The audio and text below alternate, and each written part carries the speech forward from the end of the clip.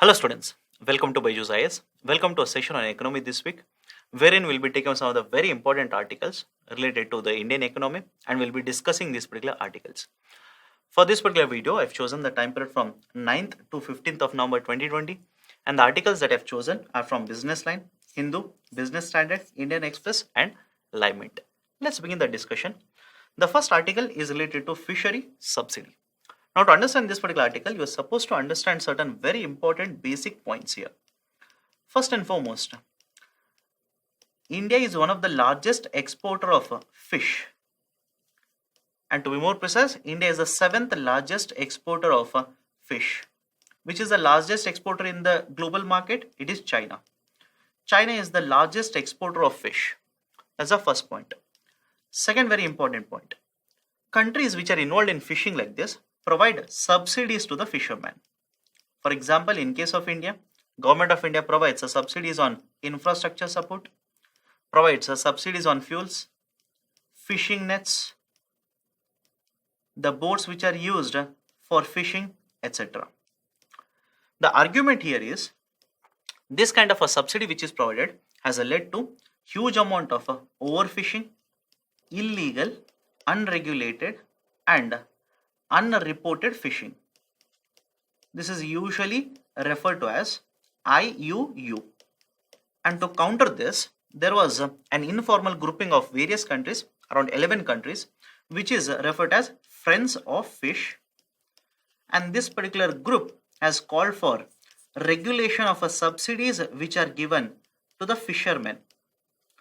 Now, this particular discussion on subsidies given to the fishing started in the year 2001. That is a ministerial conference. That is ministerial conference which was held at Doha. That is WTO ministerial conference. And basically discussion was how do you regulate or control these kind of a fishing subsidy or fisheries subsidies so that the illegal, unregulated, unreported fishing will come down. They basically decided that by 11th ministerial conference, which was supposed to be held in Buenos Aires, there would be a determination of how to control these kind of fisheries subsidies. In addition to this, even under SDG, Sustainable Development Goals 14.6, there is a provision which basically determines or which prohibits more and more fishery subsidies which have led to these kind of fishing. Now, against this, Government of India has been holding certain issues. Their argument, especially with respect to the fishery subsidies, which was supposed to be concluded in the 11th Ministerial Conference, Government of India contended that this particular government provides subsidies for artisanal fishers or fishermen, and such kind of subsidies have to be provided, and there is no way they are going to control these kind of subsidies. And moreover, Government of India contended that these kind of subsidies should not be imposed on developing countries, and these particular countries will have exclusive right to fish within their exclusive economic zones.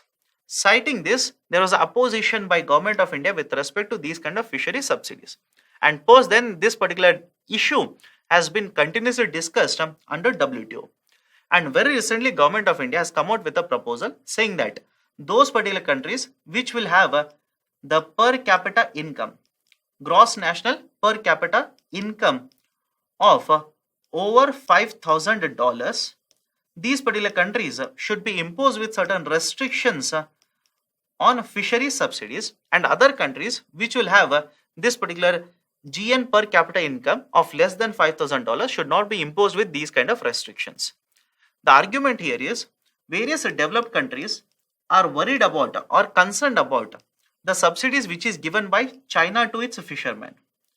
And this particular country provides huge amount of subsidies to its fishermen, as a result of which not only in China but overall in the global market there's a huge amount of subsidies which are given, which amount to more than 14 and up to $20 billion annually. And the contention of WTO is to reduce these kind of subsidies which are given to fishermen so that the illegal fishing, the unreported fishing will come down and will be able to procure this particular fishing population. So the argument of Government of India is impose this kind of a restriction on those particular countries which will have a gross national per capita income of more than $5,000, and experts say that if this is accepted, then China will be coming under this particular guidelines. That is basically the gross national per capita income of China is more than $5,000. Hence, there will be restrictions given on the fishing subsidies by this particular government. Whereas in case of India, which is less than, that is the income is less than this particular number, India will not be coming under this particular guidelines. Opposed to this particular provision or proposal of government of India, other countries have come out with some other proposals. That is, some of the other countries are basically saying, let's go with the concept of a list-based subsidies.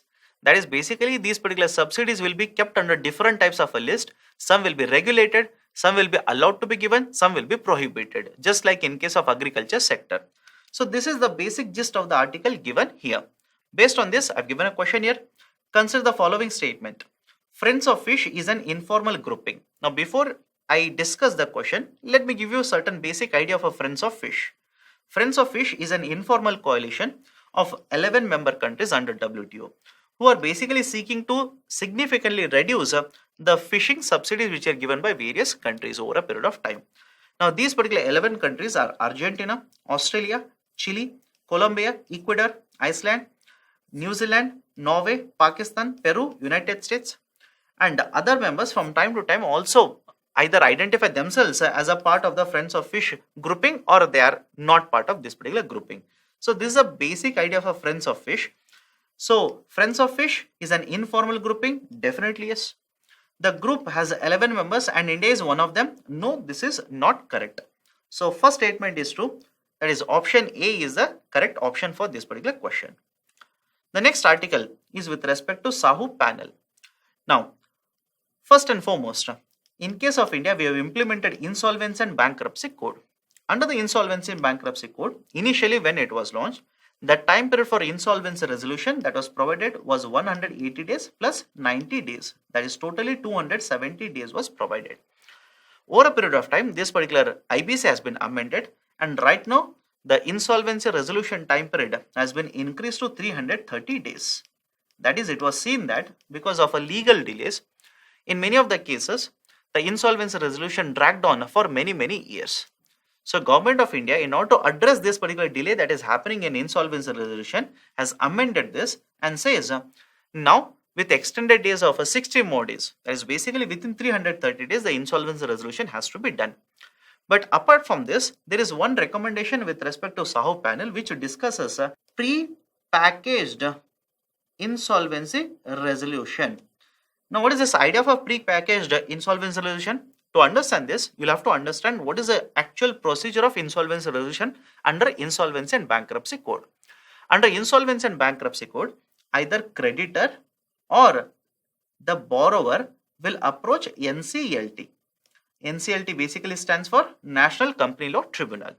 Now, one important point here, the creditor could be secured creditor or unsecured creditor. And apart from NCLT, there is also Debt Recovery Tribunal. But why I am not using Debt Recovery Tribunal? DRT is applicable when the retail borrower has defaulted on the repayment. NCLT is applicable when the corporate borrower defaults on the repayment. And for UPSC, it is the corporate borrower which is very important for you. So the corporate borrower, when he defaults, either the creditor, either secured or unsecured creditor or borrower can approach NCLT. Once the NCLT accepts the case within next 14 days, there will be a process which will be followed to appoint the insolvency professional. Now, this is a very important point here. Insolvency professional in simple terms is an expert in conducting insolvency resolution process. Once he is appointed, he will take over the functions or he will take over the operations of the company. He will control the decision making in the company. He will also appoint a committee of creditors who are basically the secured creditors. He will appoint a committee of creditors who will take the decision of insolvency resolution. That is basically either sell off the company to a buyer in the market or liquidate the company and get the recovery. Now, what is the idea of a pre-packaged insolvency resolution? Under this particular pre-packaged insolvency resolution, before the insolvency professional is appointed, before this particular IP is appointed, there is a new buyer in the market who will be purchasing this particular asset and he'll be making the payment. I'll repeat the statement here. In case of the pre-packaged insolvency resolution rather than appointing insolvency professional who will appoint a committee of creditors, then who will take the decision with respect to insolvency resolution.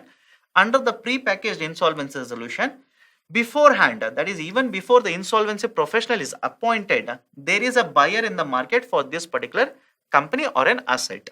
That is basically through Swiss Challenger model, there is a buyer in the market, and this particular buyer will be purchasing this particular asset in the next 90 days. That is basically insolvency resolution process under the pre-packaged IBC will be conducted within 90 days as per the recommendation of Sahu panel.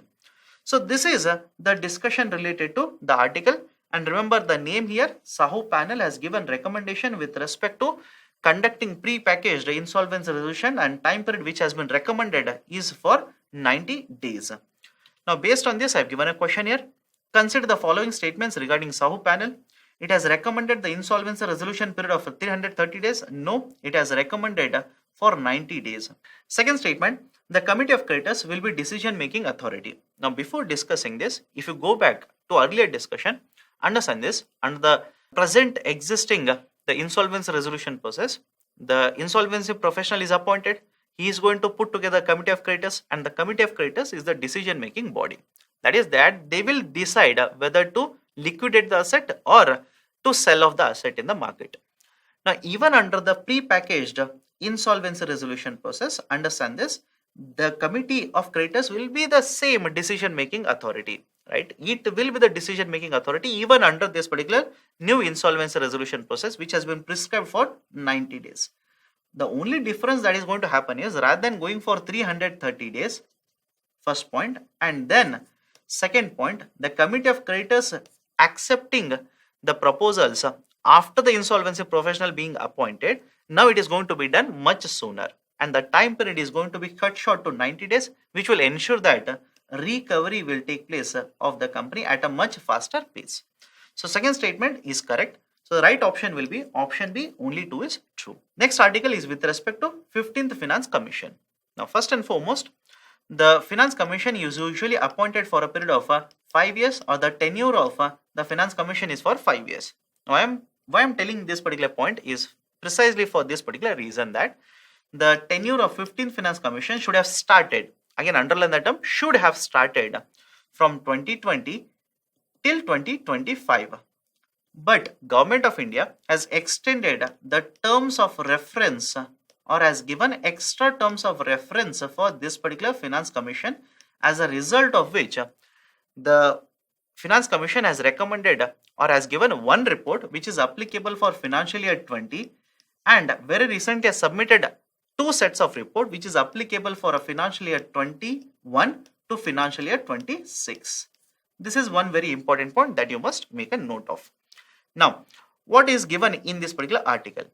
In this particular article, again, I will tell you certain points, but please understand this. So far, the report has been submitted to the government. Report is yet to be made public. Once the report is made public and the government says the action taken report, or government submits action taken report, under which the government says which of the recommendations of the Finance Commission have been accepted and will be implemented. Until that, you will not have detailed discussion with respect to any of the findings.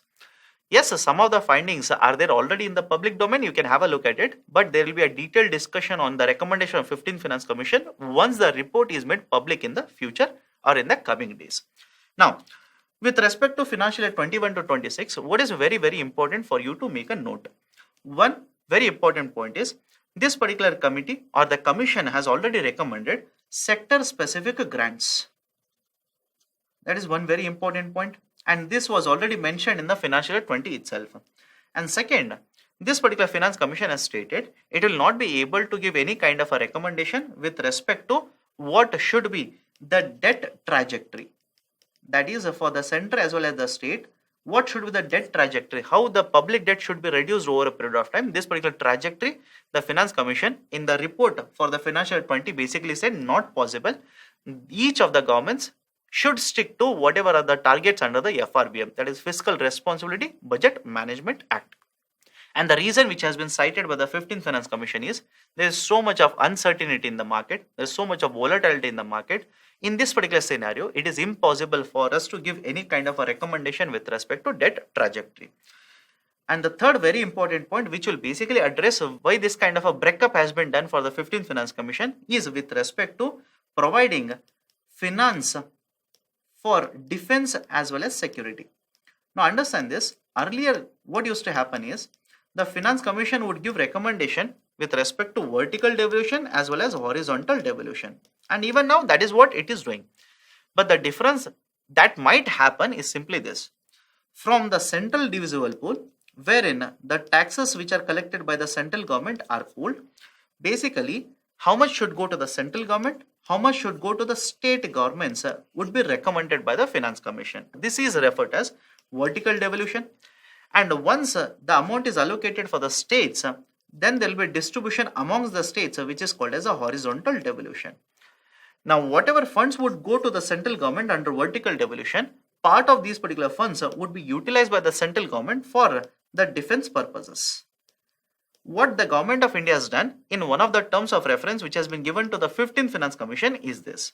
It has basically asked the Finance Commission to look into a new mechanism wherein from the central divisible pool, a separate allocation will be done for defense purposes. That is a defense and national security. And remaining amount will be the amount which will be distributed between the central government as well as the states. This is what has been asked by the central government to the 15th Finance Commission in one of the terms of reference. And this has been one of the primary reasons why there has been a delay or why this kind of a scheme has been introduced for the Finance Commission, where it has given recommendation for one financial year and now it is giving recommendation for the next 5 years. So these are some of the very important points which are given in this particular article. Now based on this, I have given a question here. Consider the following statements regarding 15th Finance Commission, and both the statements that I have taken are from the report which was submitted for financial year 21. First statement, it has recommended debt trajectory for central and state governments. No, this is wrong. It has recommended elimination of extra budgetary borrowings. Yes, this has been recommended. It has basically stated that over a period of time, there has to be a transparency with respect to extra budgetary borrowings of the government, and this has to be eliminated over a period of time. So second statement is true. Option B is true. The next article is with respect to DISCOM privatization. In the earlier weeks also, we have discussed the idea which has been proposed by Government of India under Atmanirbhar Bharat with respect to DISCOM privatization. DISCOMs are owned by the state governments, at least majority of them. So these particular DISCOMs, now there is a proposal of the central government to privatize these particular DISCOMs. And in this particular regard, the first step has been taken by the central government in the union territories. And the first union territory where the DISCOM privatization has taken off is in the union territory of Chandigarh. And in this particular union territory, the government has basically stated that it wants to privatize completely, or it wants to basically sell off 100% of the ownership of these particular DISCOMs in this particular union territory. In addition to this, the article also discusses the DISCOM which will be privatized in the next union territories or in some of the remaining union territories in the coming days. But in addition to this, it also states that in some of the union territories such as Jammu and Kashmir, DISCOM privatization will either be delayed, and in some of the union territories there will be no privatization of the DISCOM for a simple reason. The demand for the electricity or the selling of electricity is not too much in these particular union territories, hence there is no point in privatizing these particular DISCOMs. So these are the three very important points given in this particular article. Nothing much is important. We have already discussed why there is a need for privatization of the DISCOM, how the electricity supply chain functions in case of India, what are the issues in the electricity sector. Everything has been discussed in the earlier videos. The next article is with respect to RBI report which has estimated there will be a shrinkage in the second quarter in the India's GDP. Some of the very important points that you need to note are: one, for the first quarter in the current fiscal, there was a shrinkage in the economy. That is, Indian economy shrunk by 23.9%. And in the second quarter, as per RBI report, it expects a shrinkage in the economy by 8.6%. Now, here are certain very important points. Since for 2 consecutive quarters, there has been shrinkage in the Indian economy, or there has been a contraction in the Indian economy, this is technically called as a recession. What is the technical definition of a recession? Recession will take place whenever any economy contracts for 2 consecutive quarters. And what do you mean by contraction? Generally, in case of quarters, we'll measure the value of economic activity. That is basically idea of a GDP. And we compare what is the value of GDP in this quarter compared to the same quarter in the previous financial year.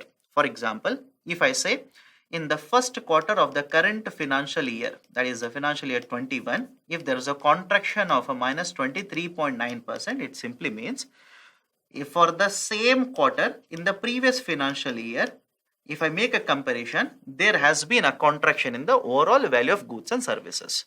Right? For example, if the value of goods and services in the first quarter of financial year 20 was 100 crore rupees, now it has shrunk by minus 23.9%. I'll simply round it off to, let's say, 76 crore rupees.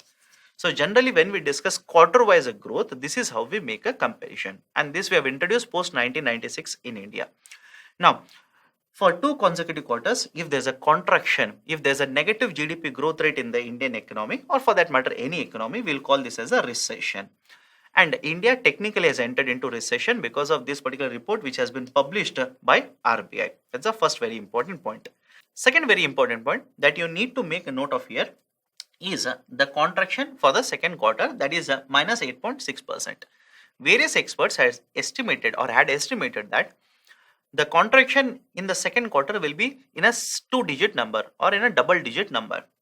But as per RBI estimates, this has been reduced to minus 8.6%. In simple terms, estimation of contraction was much higher, and estimation or the actual outcome is in a single-digit number. Simply means there has been a much faster economic recovery that has been happening. As per RBI report itself, post March, April, May in case of India, there has been a rebound in the economic activity, which is reflected in the lower contraction which has been registered for the second quarter.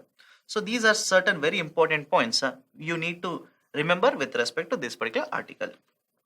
The next article, very important article, is with respect to production linked incentives. Now, what are the very important points? This particular concept of production linked incentives was introduced by government in order to reduce import dependence. From this year March itself, this particular concept of PLI was introduced by the government. To begin with, the objective was to 1. Reduce import dependence, and specifically, that is the second point, reduce the import dependence from China. Because India imports heavily the goods, or especially in the electronic segment from China, we wanted to reduce the import dependence on this. And the third very important objective of this particular scheme will be to promote manufacturing activities in the domestic market itself. For example, when we launched this particular scheme, back in the month of March, we targeted mobile manufacturing segment or mobile component manufacturing segment. And please understand, generally these kind of sectors generate huge amount of employment. So not only will be reducing the imports, we are generating employment, we are also promoting manufacturing within the domestic market itself. So this objective, or with these particular objectives, we have introduced the concept of production linked incentives. Now what will happen in case of PLI? Let's take a simple example here. If this particular scheme has been launched in the year 2020 itself, then the amount of a production that was done or amount of sales that was done in the year 2020 will be taken as a base. And next 5 years, for which duration this particular scheme is generally implemented, for the next 5 years, whatever is the incremental investment, incremental sales done by such company, based on the incremental sales, incentives will be provided in a range of 4% to 6%. What do you mean by this? Imagine in the year 2020, we made a sales of 100 crore worth of mobile phones. A particular company has done this. In the year 2021, if the same company increases the sales to 120 crore rupees, then incremental sales compared to base year is how much? 20 crore rupees.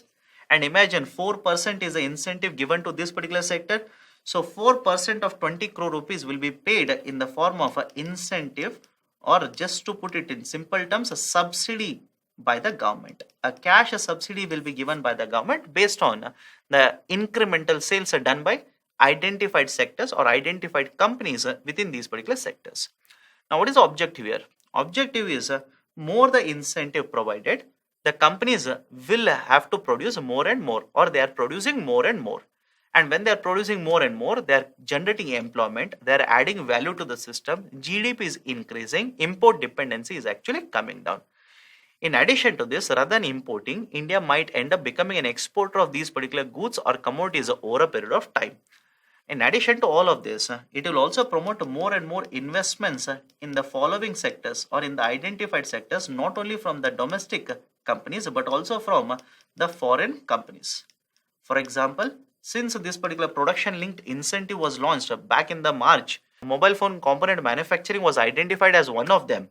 There has been a lot of interest shown by not only the domestic companies but also foreign companies to avail this kind of a scheme. Now, what has the government of India done? Very recently, government of India has expanded this particular production linked incentive scheme. In short, PLI has been expanded. In addition to 3 sectors which were identified and implemented earlier, now we have identified 10 more sectors. And these particular sectors are food processing, telecom, electronics, textiles, specialty steel, automobiles and auto components, solar photovoltaic modules, white goods, etc. These are certain very important sectors which are going to create huge amount of employment. For example, food processing sector is considered to be employee intensive. India requires a huge production of photovoltaic modules because we are heavily dependent on these particular solar photovoltaic modules, under which more than 80% of our requirement we actually import from the rest of the world. So basically, government of India has identified these 10 sectors and has basically announced the coverage of a PLI to promote manufacturing, to create employment, to add value, to increase GDP, to reduce dependency on the imports, and overall to promote a concept of a self-reliance as well as Atmanirbharta. Under this, the government of India has estimated an outlay of around 1.46 lakh crore rupees in the next 5 years. And one very important point to note here is, I told that the subsidy that is given or incentive that is given is in the range of 4% to 6%.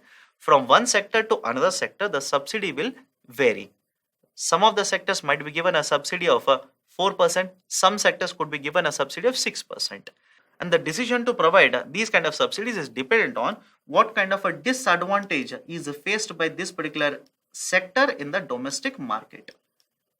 Okay, so these are certain very important points with respect to the PLI scheme which has been expanded, or the coverage of PLI has been expanded by Government of India in the recent times. Based on this, I have given a question here. What is PLI scheme? And discuss its importance in the context of economic recovery in 250 words. The next article is with respect to concept of viability gap funding. Very recently, this particular scheme has been rejigged or changed, restructured by the government. A certain very important point are this. First and foremost, concept of viability gap funding or VGF scheme was introduced in the year 2006 and is supposed to be in place till 2024-2025. Now, under the viability gap funding, what is the basic idea? Imagine there is a need for construction of this particular project. Okay, whatever kind of infrastructure project it is, not important. We need to develop this particular infrastructure project. Here is a private sector company XYZ which wants to develop this particular project. But he is worried. What is his concern?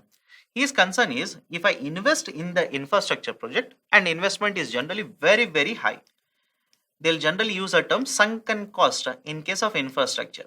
What do you mean by sunken cost? Without getting any kind of a recovery. The developer is not getting any kind of a recovery, is not generating any revenue, has invested heavily in the infrastructure project. These are called as sunken cost. So this particular developer XYZ is worried. The investment is too much. What if I don't make the recovery? What if there is a delayed generation of revenues for this particular infrastructure project? So he is worried about financials related to this particular project. But if you look at this particular project from the perspective of the government, if it is the government, definitely government would want the private sector to develop the infrastructure, because there are various reasons. Government would want the investment to happen from the private sector because first and foremost, government does not have sufficient revenues, so sufficient money is not there to invest in all the infrastructure project. Second, whenever private sector or for that matter anybody develops the infrastructure, there is a multiplier effect. What is the idea of a multiplier effect? Employment will be generated. Demand for raw materials will be generated. For example, demand for steel, demand for cement, etc. will be generated. And when demand for steel and cement is generated like this, can I simply say that the companies which are manufacturing steel will be getting sufficient revenue or will be generating revenues. So they will also generate employment. So basically, there is a multiplier effect which is associated with the infrastructure project. So if Government of India looks at the project economically, this is a very good project. So have a look at this. Economically, yes, it is a very good project. But there's a problem with respect to financial viability of the project. The private sector who wants to invest or the developer who wants to invest is worried about the revenue generation capability of the project. Economically good, financially whether it is viable or not is a concern for the private developer. In such situations, generally government will provide certain assistance or the grant to the private developer. Generally, the grant which was provided earlier was 20% of the cost of the project. So government would be providing 20% of the cost of project, and if a separate ministry is there, separate department is there, if the state also wants to provide a certain gap funding or certain assistance, they are also allowed to do it. But up to 20% of the cost of the project was provided in the form of viability gap funding. So this concept is called as VGF. And very recently, the government has basically restructured this particular concept of the viability gap funding, but this is applicable to social infrastructure PPPs. What is this idea of a PPP? Public-private partnership. Okay, so under this particular concept of the rejigged or restructured viability gap funding, the government is saying if there is a social infrastructure project which is being developed under the public-private partnership, then the VGF that will be provided by the government will be 30%. And in addition to central government providing 30% of this particular viability gap funding, a separate ministry or a separate department or the state government whoever is involved, they also, if they want, can provide 30% of the cost of the project in the form of viability gap funding. Now, what is the objective? What is the importance of this particular scheme? With this kind of a scheme, which is supposed to be implemented between financial year 21 till financial year 25, we can expect a huge amount of assistance which will flow from the government to the PPP infrastructure projects. And we can expect more and more PPP infrastructure projects, especially under social infrastructure segment, to be developed under this particular model of viability gap funding. And government, as per the latest estimates, has given that it will be allocating 8,100 crore under this particular viability gap funding. So this is the gist of the article provided here. Based on this, I have given a question here. Consider the following statements regarding VGF. It was introduced in 2006. Yes. The funding is provided only to the projects that are financially justified but economically unviable. Exactly reverse. Financially, they are unviable. There is a doubt related to viability under the financial segment of it, whether they are going to generate revenues or not. But economically, if you look at it, these kind of projects need to be developed. So this is wrong. This one is correct. Right option is option A. Only one is true. Next article is with respect to household savings. Now, certain very important points are this. In case of India, or for that matter any economy, we say there are three very important economic agents. Some books will say four, but the central banker becomes part of the government itself. Hence, I'll say three. The three economic agents are households, the government, and the private sector or firms. Now, understand this. It is these three agents which will contribute to economic activity. For example, any consumption that has to happen in the market, it has to be either done by the households, government, or companies.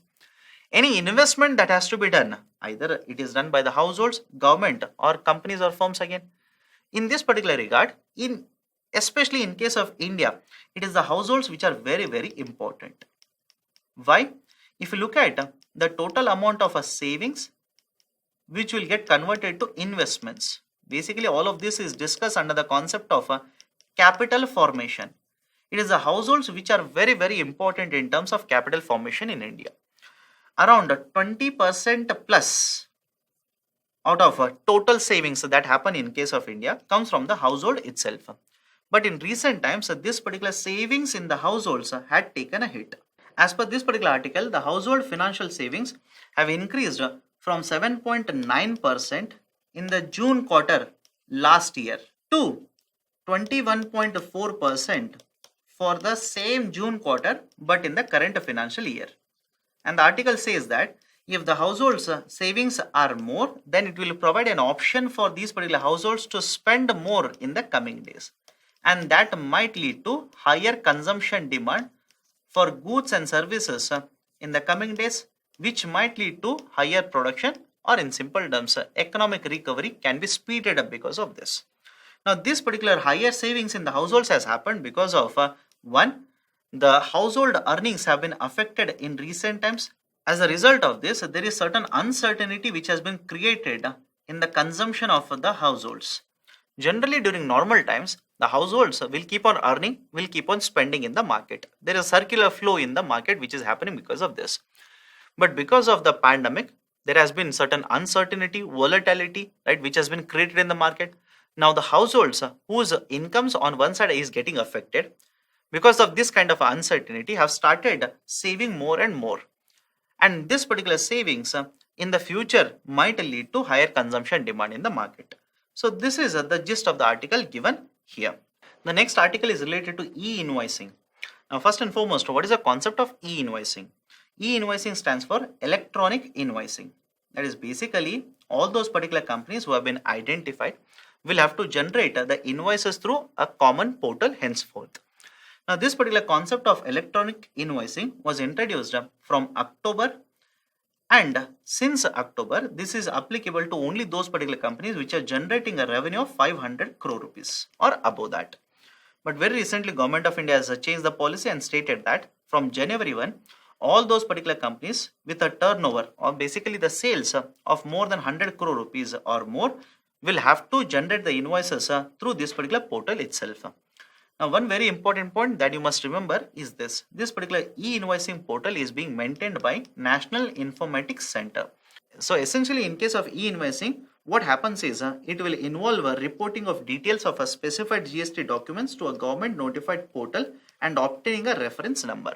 For example, if a manufacturer, if I'm transporting certain goods, if a manufacturer and transporting certain goods, all the related documents I will have to submit in this particular portal and generate a particular reference number. And the objective of this particular e-invoicing has been, one, it will basically standardize the whole system across India. It will promote interoperability across the systems. There will be auto generation of the invoice details which can be used to file GST returns over a period of time. There will be reduction in the processing cost. There will be reduction in the disputes. There will be improvement in payment cycles, and overall business efficiency will be improved over a period of time.